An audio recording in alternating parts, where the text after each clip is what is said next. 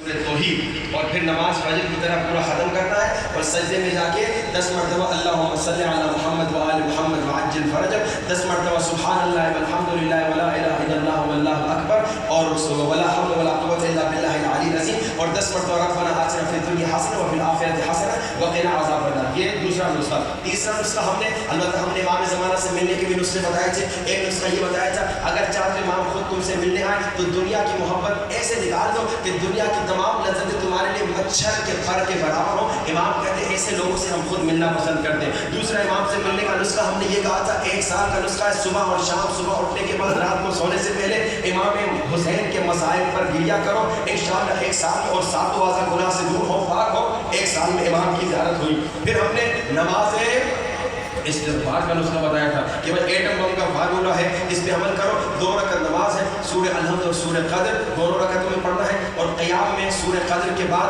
15 مرتبہ استغفر اللہ، رکوع میں ذکر کے بعد 10 مرتبہ استغفر اللہ، سجدے کے دونوں سجدوں میں ذکر کے بعد 10 مرتبہ استغفر اللہ، دونوں سجدوں میں اٹھنے کے بعد 10 مرتبہ استغفر اللہ، دوسری رکعت میں بھی اسی طرح۔ اور کل ہم نے نسخہ سنایا تھا فوڈ پوائزننگ سے بچنے کا، بسم اللہ الشافی، بسم اللہ الکافی، بسم اللہ الذی لا یضر مع اسمہ شیء ولا داء فی الارض ولا فی السماء وهو السمیع العلیم۔ اور آج کا ایک کمال کا نسخہ امام موسیٰ کاظم علیہ السلام،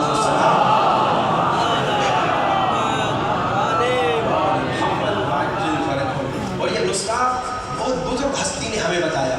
ابھی بالکل چند دن پہلے کا واقعہ ہے جب ہمارے چچا کی طبیعت بہت خراب ہو گئی تھی، بہت طبیعت ان کی خراب تھی، دعا کیجیے گا انشاءاللہ خدا انہیں شفا نصیب فرمائے۔ تو یہ بزرگ ہستی، یہ وہ بزرگ ہستی ہے، یہ وہ بزرگ عارف ہیں جن کی کرامات اگر میں بتانا شروع کروں تو آپ حیران ہو جائیں گے۔ صرف ایک میں اشارہ کروں، ایک مرتبہ انہوں نے جوانوں کو کہیں مجلس پڑھنے گئے تھے، انہوں نے جوانوں کو کہا تھا میری ریکارڈنگ نہیں کرنا۔ جوانوں نے کہا مولانا صاحب کو کیا پتا دیجیے گا، ہم چھپا کے ریکارڈنگ کر لیں گے۔ انہوں نے چھپا کے ریکارڈنگ کی، کوئی ریکارڈنگ نہیں ہوئی۔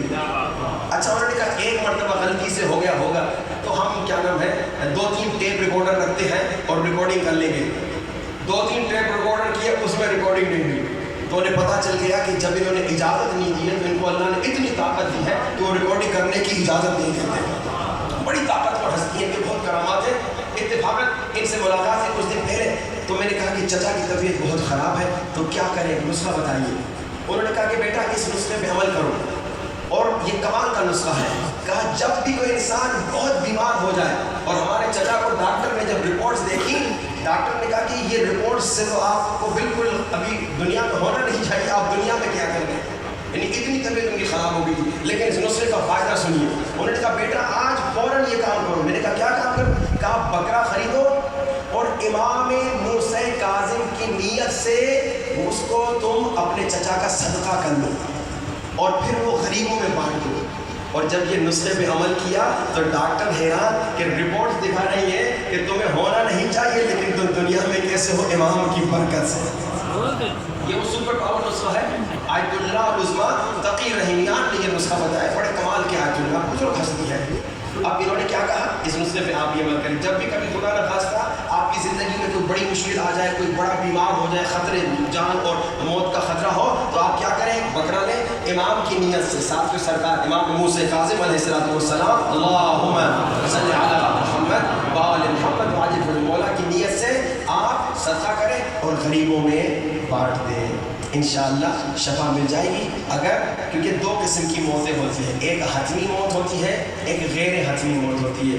حتمی موت یعنی پکی موت، اس میں کوئی بچنے کا طریقہ نہیں ہوتا مگر یہ کہ مولا حسین خود سفارش کرے، مگر یہ کہ مولا حسین کئی واقعات ہیں۔ حتمی موت بھی ایک جوان کا واقعہ ہے، مر چکا تھا، اس کی ماں کربلا کا واقعہ ہے، اس کی ماں چھت پہ چلی گئی، جنازہ نیچے تھا اور ماں رو رو کے مولا حسین کے حرم کی طرف کہتی مولا میرا جوان آپ بچائیے، میرا بیٹا آپ بچائیے۔ سب نے کہا نیچے جنازے میں بدبو ہو جائے گی، بہت دیر ہو چکی تھی، یہ ماں رو رہی تھی اور اچانک بیٹا زندہ ہوتا ہے، کہتا ہے کہ مجھے ملک الموت لے جا رہا تھا، میری روح کو لے جا رہا تھا اور مولا حسین نے کہا اسے واپس بھیج دو، اس کی ماں نے ہم سے مدد مانگی ہے، اور اس کی حتمی موت تھی۔ کئی اس طرح کے واقعات ہیں۔ حتمی موت مگر یہ کہ اہل بیت اسے سفارش کرے تو واپس آتی ہے، لیکن عام طور پہ حتمی موت جو ہے جب آ جائے پکی موت موت تو نجات نہیں ملتی، لیکن غیر حتمی موتیں جتنی ہیں وہ صدقے سے نجات ملتی ہے. اس طرح بکرا آپ نے قربان کر دیا، اس سے نجات ملتی ہے. تو انشاءاللہ اگر کوئی اس طرح کی خطرناک غیر حتمی کوئی موت ہوگی تو وہ ٹل جائے گی اور انسان کو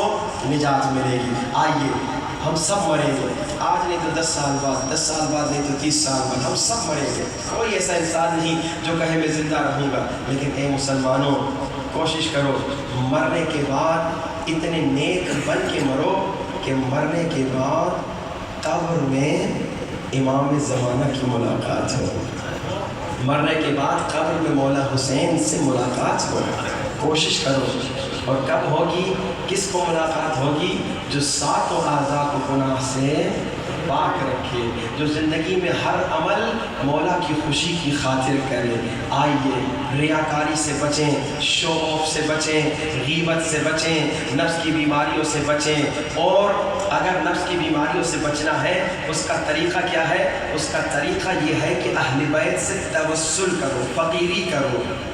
جیسے ہم اپنی جسم کی بیماری کے لیے رو رو کے دعا نہیں مانگتے، مشہد کربلا نہیں جاتے کہتے مولا ہمیں شفا دیجیے، اسی طرح اپنی نفس کی بیماریوں کے لیے تڑپ تڑپ کے دعا کرو، رو رو کے دعا کرو. اور مولا حسین کے وسیلے سے جب دعا کرو گے تو 40 سال کا سفر ایک رات میں طے ہو جائے گا. اور گریہ کرو. بس اب 3-4 اور راتیں باقی ہیں، دن باقی ہیں. مولا کو فرصت دو. امام